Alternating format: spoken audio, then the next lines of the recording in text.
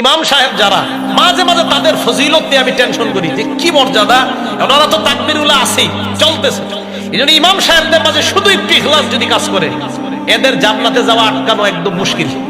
ইমাম সাহেব যারা, কারণ প্রত্যেক নামাজে আল্লাহু আকবার উনি আগে বললে আমরা বলি।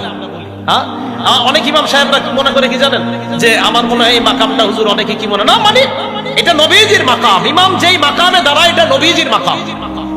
নবীজি সাল্লাল্লাহু আলাইহি সাল্লাম ইমাম ছিলেন, ইমামরা নবীজির ওই দায়িত্ব পালন করতেছে। আমাদের নবীজি ইমাম ছিলেন, এই জন্য ইমাম হওয়াটা এটা ভাগ্যের বিষয়, সত্যি ভাগ্যের বিষয়।